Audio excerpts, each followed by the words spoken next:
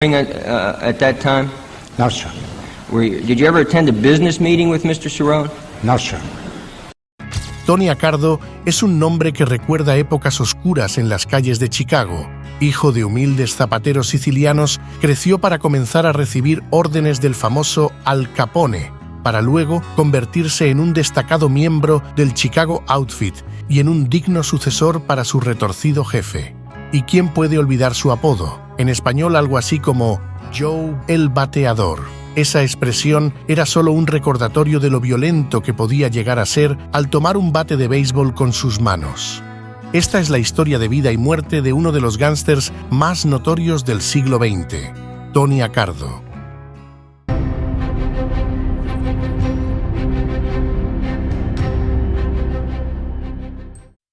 Antonino Leonardo Accardo, mejor conocido como Tony Accardo, nació el 28 de abril de 1906 en el Near West Side de Chicago, la joya del barrio pobre de la pequeña Sicilia. Fue el segundo de 6 hijos del zapatero Francesco Accardo y de la ama de casa María Tilota Accardo, inmigrantes que llegaron a Estados Unidos un año antes de su nacimiento, provenientes de Castelvetrano, en la provincia de Trapani, Sicilia. A lo mejor, Francisco y María soñaban con una vida decente y sin contratiempos, pero Tony seguiría otro rumbo. El joven Tony asistió a la escuela primaria James Otis y luego a la escuela primaria Washington, aunque su carrera académica fue, digamos, corta y poco prometedora. A los 14 años, con la ayuda de un certificado de nacimiento retrasado que afirmaba que había nacido en 1904, dejó la escuela para siempre. Porque claro, ¿quién necesita álgebra cuando puedes merodear por los salones de billar y aprender las lecciones de la calle? En esos oscuros salones de billar del barrio, Tony encontró su vil vocación en un contexto que lo llamaba a introducirse. A principios de siglo, la mafia italoamericana en Chicago era un caótico caldo de cultivo para extorsionadores y asesinos a sueldo. Los hermanos Jenna, conocidos por su brutalidad, sembraban el terror en la pequeña Italia. La policía, inútilmente, arrestó a más de 200 gángsteres en 1910, pero las pruebas siempre parecían esfumarse. Por esa misma época, el enigmático Shotgun Man sumó 38 víctimas a su siniestra cuenta.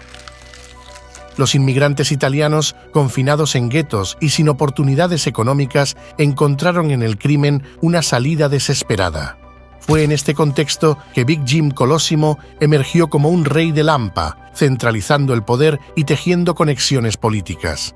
En 1909, Colosimo trajo a Johnny Torrio de Nueva York, quien pronto se convertiría en el cerebro detrás del imperio criminal, allanando el camino para Al Capone y el Chicago Outfit.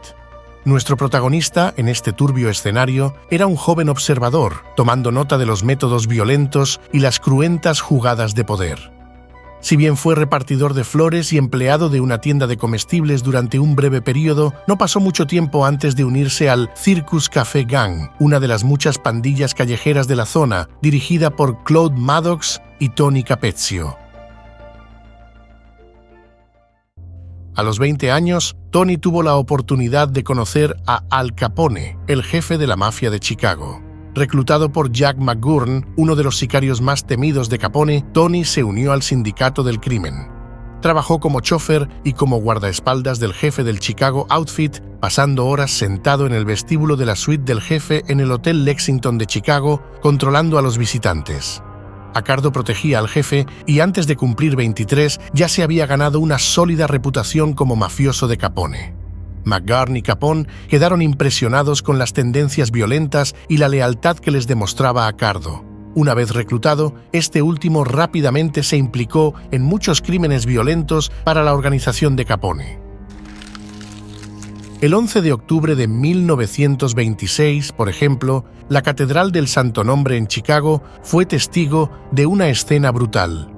Jaime Wise encontró su fin bajo una tormenta de balas de ametralladora. Al cruzar la calle cerca de su floristería, fue emboscado y abatido sin piedad. En la despiadada rivalidad entre el Chicago Outfit de Al Capone y la North Side Gang, Wise era un obstáculo que Capone necesitaba eliminar a cualquier costo. Wise, un gángster polaco-estadounidense, había tomado las riendas de la North Side Gang tras el asesinato de Dean O'Banion en 1924. Juró venganza y se convirtió en el archienemigo de Capone.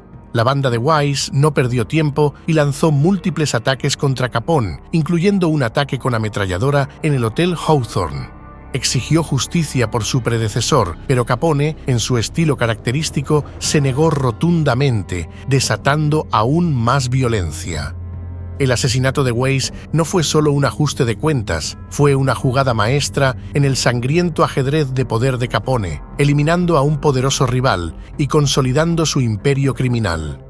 Tony Accardo, ya fuera en las sombras o en primera línea, entendía bien la lección del Chicago de los años 20. En esa ciudad, las balas siempre eran más efectivas que las palabras. Otro pudo ser la eliminación del jefe de la pandilla de Brooklyn, Frankie Yale. El 1 de julio de 1928, Frankie Yale conducía despreocupadamente por Brooklyn sin imaginar que estaba en su última vuelta. Otro coche se le emparejó y, en un abrir y cerrar de ojos, las ametralladoras lo hicieron colador. Yale quedó muerto al volante, ejecutado bajo la sospecha de haberse apropiado de un cargamento de licor. Al Capone, el eterno estratega sin escrúpulos, fue el principal sospechoso de haber ordenado la ejecución. Nadie sabe con certeza si Tony Accardo estuvo involucrado, aunque el tipo se jactaba de haber sido parte de ese grotesco festival de balas. También se pudo involucrar en la infame masacre del día de San Valentín en 1929. Y es que el 14 de febrero de ese año, mientras el resto del mundo celebraba el amor, Chicago se tiñó de rojo. Disfrazados de agentes de policía, los hombres de Al Capone irrumpieron en un garaje utilizado por la banda delictiva North Side Gang, ahora bajo el mando de George Bugs Moran, y abrieron fuego, matando a 7 de los hombres de Moran. Fue un golpe maestro en la violenta rivalidad por el control del crimen organizado durante la Prohibición. Capone estaba cómodamente en Florida en ese momento, asegurando así su coartada perfecta. Nunca se le vinculó de manera concluyente con la masacre, pero todos sabían que él había dado la orden. La eliminación de Moran era esencial para consolidar su poder, y la masacre fue una declaración brutal y clara de quién mandaba en Chicago. Las consecuencias de la masacre fueron igual de importantes. A medida que Moran veía cómo su imperio se desmoronaba, el escrutinio sobre Capone se intensificaba, llevándolo a una condena por evasión de impuestos. Y los perpetradores de la masacre, como Jack McGurn y John Scalise, encontraron su fin violento en menos de 5 años. El papel de Tony Accardo en la masacre sigue siendo un misterio, envuelto en especulaciones y leyendas urbanas. Sobre estos casos los expertos tienen sus dudas. La mayoría cree que Accardo solo tuvo conexiones periféricas, si es que alguna, con la masacre de San Valentín y no tendría asociación con el asesinato de Yale, siendo probablemente cometido por otros sicarios del Chicago Outfit. De acuerdo a las investigaciones, probablemente tampoco estaría vinculado con el final trágico de Jaime Wise. Siendo verdad o mentira, a él no le disgustaban esos mitos, pues ¿quién necesita la verdad cuando la leyenda es mucho más entretenida? Lo cierto es que él se jactó más de una vez por teléfono de haber participado en aquellos asesinatos. Por cierto, durante la época de la Prohibición, Accardo se ganó un apodo que quedaría grabado en la historia del crimen, algo así en español como Joe el Bateador. Y fue un apodo muy bien ganado, pues usar un bate de béisbol para asesinar a 3 mafiosos traidores no es algo que pase desapercibido. Al Capone supuestamente dijo: «Vaya, este chico es un verdadero Joe Batters». Para una persona de bien sería una calumnia, para un pillo de su talla era todo un cumplido. A pesar de su brutalidad, Tony Accardo se destacaba por su calma inquietante. Mientras otros jefes gritaban y disparaban, él ascendía en la jerarquía con una serenidad imperturbable. Esa máscara de tranquilidad escondía una mente fría y calculadora. En un mundo de violencia desmedida, su comportamiento sereno era su arma más letal. En 1931, cuando la Comisión contra el Crimen de Chicago lanzó su primera lista de enemigos públicos, Accardo ocupaba el 7º lugar. Una prueba más de que su notoriedad como delincuente dentro del Chicago Outfit no hacía más que subir como la espuma.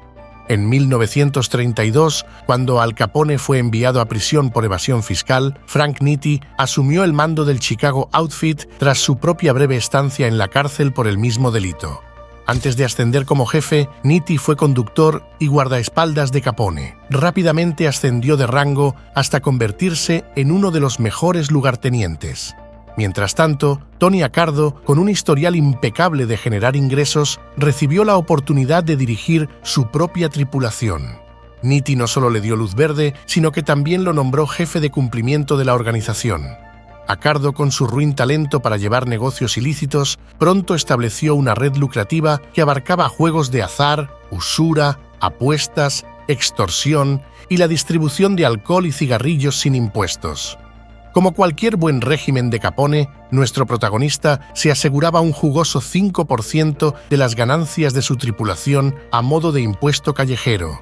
Pero en el despiadado mundo del crimen, la lealtad se compraba y se vendía al mejor postor, y Accardo no actuaba diferente en este sentido. A su vez, él también pagaba su tributo al jefe de la organización. Negarse a pagar este impuesto, o incluso pagar menos de la mitad de lo debido, equivalía a firmar una sentencia de muerte. Entre sus filas, Accardo contaba con futuros pesos pesados del outfit como Gus Alex y Joseph Ayupa, dos hombres que aprenderían rápido las reglas del juego bajo su brutal y meticulosa supervisión.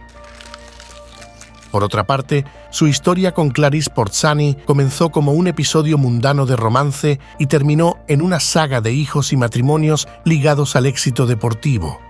Clarice, una corista que era hija de inmigrantes polacos con aspiraciones más allá de las luces del teatro, atrajo a Tony con su encanto y ambiciones. Juntos formaron a partir de 1934 una familia aparentemente convencional en River Forest, rodeados de 2 hijos naturales y otros 2 adoptados. La casa de Accardo albergaba 2 pistas de bolos para entretener a los invitados y un órgano de tubos para los momentos de reflexión personal.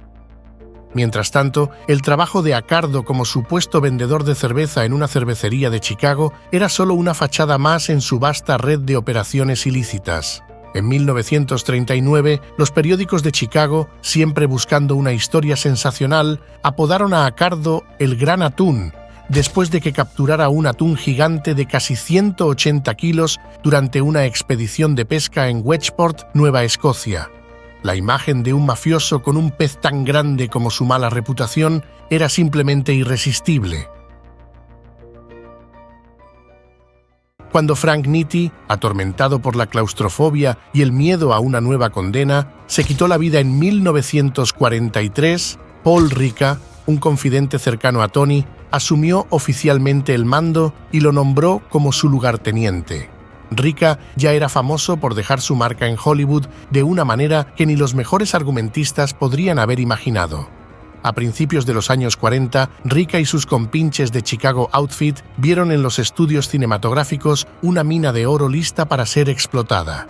Usando el control del sindicato de proyectores, liderado por el carismático y manipulador John Rosselli, Ricca amenazó con huelgas y caos laboral, exigiendo cientos de miles de dólares a cambio de paz laboral. En el 43, la fiesta terminó cuando el escándalo estalló y Ricca fue acusado de extorsión. Sin embargo, su caída no significó el fin de su reinado. Desde la prisión, con Tony asumiendo el papel de subjefe, Ricca continuó dirigiendo el espectáculo. Accardo visitaba a Ricca regularmente, manteniendo las operaciones del outfit en marcha sin perder el ritmo. Como todo buen mafioso, también estaba bajo el radar de la policía. Sin embargo, su suerte era distinta a la de su compañero Ricca. Este mismo año, apenas pasó un día tras las rejas por un caso de juego. 4 años más tarde, llegó la hora del ascenso. Ricca decidió que su gran amigo, Tony Accardo, sería el jefe visible del Chicago Outfit, mientras él, ahora convertido en titiritero o socio, manejaba los hilos en la sombra. Accardo, con su semblante de jefe y sus habilidades de ejecución, ocupó el trono visible durante una década completa. Bajo el implacable liderazgo de Tony, el outfit de Chicago se transformó en una máquina de ganancias despiadada y diversificada. A finales de la misma década, Accardo extendió los tentáculos del crimen desde las máquinas tragamonedas hasta la falsificación de sellos fiscales y el contrabando de narcóticos. Sus máquinas tragamonedas adornaban gasolineras, restaurantes y bares en todo el territorio controlado por la organización, generando ingresos que fluían con la misma velocidad que el whisky ilegal en los días de la prohibición. Más allá de Chicago, hizo su jugada maestra al expandirse a Las Vegas, arrebatando el control del juego a las poderosas 5 familias de Nueva York. Cada casino legítimo en Las Vegas debía usar sus máquinas tragamonedas, asegurando un flujo constante de dinero para la organización. En estados como Kansas y Oklahoma, donde la prohibición del alcohol persistía, Accardo contrabandeaba licores, dominando el crimen organizado en el oeste de los Estados Unidos. Como medida estratégica, Tony eliminó gradualmente actividades más arriesgadas como la extorsión laboral, ajustando el negocio de burdeles del Outfit para ofrecer servicios de acompañantes, adaptándose a los tiempos cambiantes y reduciendo la exposición al riesgo legal. En el oscuro juego del poder ilegal, nuestro protagonista y Paul Ricca eran los maestros del disimulo y la estrategia. Mientras Sam Giancana, para ese entonces un capo en ascenso dentro del Outfit, buscaba los titulares y la fama, ellos operaban desde las sombras, manteniendo un perfil bajo como un hábito. Esta habilidad para el sigilo les permitió a Accardo y Ricca gobernar el Outfit mucho más tiempo que Capone, cuya sed de reconocimiento a menudo resultaba ser su perdición. Ricca, conocido por su ingenio mordaz, no se cansaba de comparar a Accardo con Capone, afirmando que el primero tenía más cerebro antes del desayuno que el último en toda su vida. No era de extrañar que pensara así. Tony fue más poderoso, adinerado y sanguinario que Capone, pero también menos polémico y perseguido. En 1957, ese joven al que Capone llamó Joe Butters tenía a la mafia de Chicago comiendo de su mano. A pesar de las actividades delictivas, la gente de Chicago no tenía una mala impresión de él. John Edgar Hoover, el director del FBI, para ese entonces pensaba que la mafia era un problema local, nada que mereciera la atención federal. Para él, no había motivos para molestarse si ninguno cruzaba las fronteras estatales. Pero claro, todo cambió en noviembre, cuando las familias mafiosas de Nueva York y otros estados decidieron que ya era hora de un gran cónclave. Decenas de mafiosos reunidos en una hacienda de Apalachín, Nueva York, con la intención de resolver sus diferencias y poner fin a sus guerras internas, acabó siendo un espectáculo bochornoso para el crimen organizado. La policía irrumpió en el lugar y alrededor de 60 líderes criminales fueron detenidos. No pasó mucho tiempo antes de que los medios de comunicación olieran la historia y explotaran la noticia. Finalmente, la situación llamó la atención de Hoover. Resulta que cruzar fronteras estatales para conspirar era un asunto del FBI. Así que, de repente, Hoover decidió que la mafia era una amenaza real. Los mafiosos pasaron de ser un asunto local a ser el centro de atención del FBI, gracias a una reunión que pretendía traer paz, pero que terminó exponiéndolos a nivel nacional. A partir de ese momento, toda la mafia fue objeto de permanente investigación y Tony no escapaba de aquella realidad.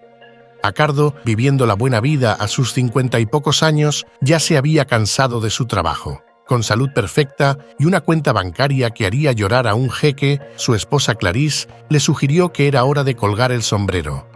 Claro, todos sabemos que los mafiosos solo salen de la mafia con los pies por delante, así que Accardo, siendo el tipo astuto que era, encontró una salida elegante. Decidió convertirse en consigliere, el consejero sabio. No es que se retirara del todo, simplemente se apartó un poco del centro del escenario. Ser el consigliere le permitió seguir moviendo los hilos desde las sombras, ofreciendo su sabiduría a la próxima generación de gánsteres sin tener que ensuciarse las manos diariamente. Sam Giancana, el nuevo jefe, era muy leal y estratégico, pero también era todo lo que Tony despreciaba. Extravagante, elegante y amante de los focos, Giancana ignoraba el sabio consejo de mantener la cabeza gacha. Prefería el brillo de las cámaras y el ruido de los titulares.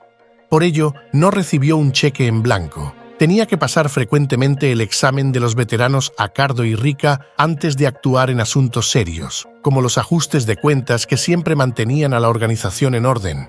Accardo nunca perdió el control, manejando los hilos desde las sombras mientras Giancana jugaba con la prensa y se pavoneaba en las fiestas de Hollywood.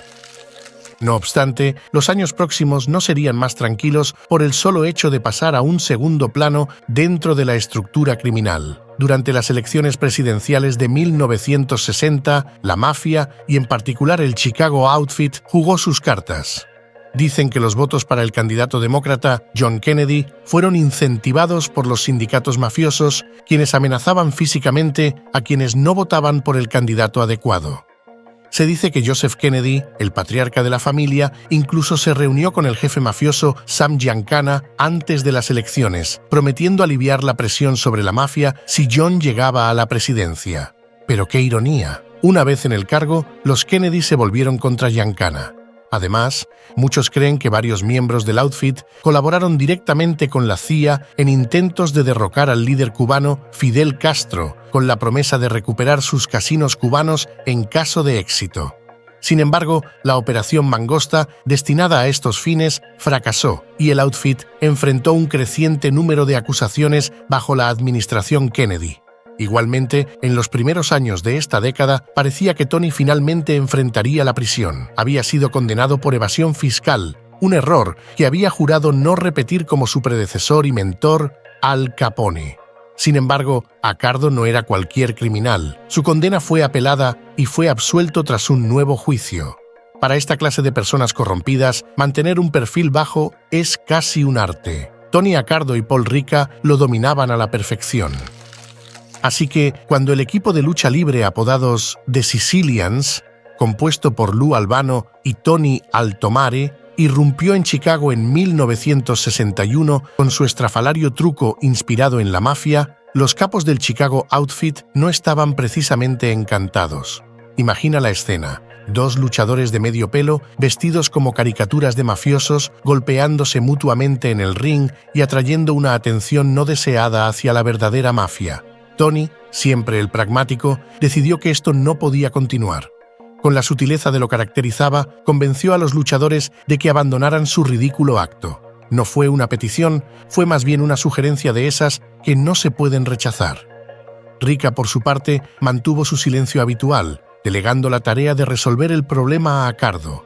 Ambos sabían que cualquier conexión pública con figuras mediáticas solo traería problemas, y mantener al FBI y a los medios alejados era una prioridad absoluta. No querían que su imperio ilegal y corrupto quedara expuesto por culpa de un par de luchadores que se sentían graciosos. De esa forma, sin levantar demasiado polvo, The Sicilians cambiaron su rutina y Chicago volvió a pasar más desapercibida para la opinión pública. Accardo y Ricca siguieron con sus negocios turbios, asegurándose de que el verdadero Outfit operara en las sombras, sin la molesta interferencia de los payasos del espectáculo. También se rumorea que Tony Accardo tuvo un papel crucial en el asesinato de John Kennedy, entonces presidente de los Estados Unidos, en el 63. Según los teóricos de la conspiración, Accardo, junto a sus colegas Sam Giancana y Johnny Rosselli, irritados por la ofensiva de los hermanos Kennedy contra el crimen organizado, no pudieron resistir la tentación de ajusticiar al joven presidente. Por otro lado, el sicario de Accardo, Nicholas Calabrese, supuestamente confesó a las autoridades que su superior estuvo implicado en el posterior asesinato de Sam Giancana, quizás para evitar que este último revelara demasiado sobre el rol de la mafia en el magnicidio del presidente demócrata. Sin embargo, por más fascinante que suene la teoría, las pruebas concluyentes brillan por su ausencia. Aunque claro, los problemas continuaban. Giancana, el viudo ostentoso, vivía su vida al ritmo de clubes nocturnos y romances con celebridades como Phyllis McGuire. Este estilo de vida extravagante no agradaba a todos, especialmente cuando Giancana decidió no compartir las jugosas ganancias de los casinos en Irán y América Central con la base del Outfit. Su ego y sus movimientos llamaron demasiado la atención de las autoridades, que no dejaban de seguirle por todo Chicago. Alrededor del año 66, su descaro lo llevó a la cárcel por desacato al tribunal. Accardo y Ricca, hartos de sus payasadas, lo reemplazaron por Sam Battaglia. Luego, en el 67, fue designado como jefe Félix Saldericio y en el 71 le sucedió lo mismo a Joseph Aiuppa, quien dirigiría el Outfit por casi 15 años. Durante la década de los 70, las fuerzas del orden estaban decididas a desmantelar la organización criminal dirigida por Rica y Accardo, impulsadas por políticos que vigilaban las elecciones y buscaban cualquier oportunidad para ganar puntos. Las apuestas fuera de pista empezaron a minar las ganancias de las casas de apuestas ilegales, y los casinos clandestinos se marchitaban bajo la competencia de sus contrapartes legítimas. Las actividades ilícitas tradicionales, como el robo de automóviles y las apuestas deportivas profesionales, no podían reemplazar las pérdidas sufridas. En esos años turbulentos, más de 20 asesinatos marcaron la toma de control del outfit sobre las redes de robo de automóviles en el sur de Chicago y el noroeste de Indiana. Pero la ambición del outfit no se detuvo ahí. Decididos a controlar todos los rincones de la economía clandestina, se lanzaron a tomar el control de las librerías para adultos, salones de masajes y clubes de striptease en Chicago y sus alrededores. En el 10º mes de 1972, Tony recibió un duro golpe. Su mayor socio durante casi 30 años, Paul Rica, fallecía a sus 74 años de edad. Este acontecimiento dejaba automáticamente a Accardo como la única y máxima autoridad de la organización, desde las sombras. En 1975, después de años de exilio en México y una expulsión humillante, Giancana volvió a casa, pero su regreso fue breve. Mientras cocinaba salchichas italianas y escarola en el sótano de su casa en Oak Park, Illinois, lo asesinaron. Mientras Tony disfrutaba de unas vacaciones soleadas bajo el sol de California ese mismo año, unos ladrones pensaron que golpearían el premio gordo en su hogar de River Forest. Pero se equivocaron gravemente. Accardo, ya setentón y un tanto cansado, no toleraba intrusos ni pérdidas, especialmente en su propio territorio. Cuando se enteró del robo, no hubo llamadas a la policía ni mediación, solo una respuesta implacable. Los ladrones y quienes los rodeaban fueron encontrados con marcas de estrangulamiento y gargantas cortadas. Nuestro protagonista era descarado y cínico. ¿Cómo negarlo? Su perfil era tan bajo que incluso llegó a negar públicamente que perteneciera a la mafia. Mucho menos confesó que dirigiera una organización criminal. «No tengo control sobre nadie. Nunca he sido un jefe», decía Accardo con una sonrisa de tiburón. At that time? No, sir. Did you ever attend a business meeting with Mr. Cerrone? No, sir.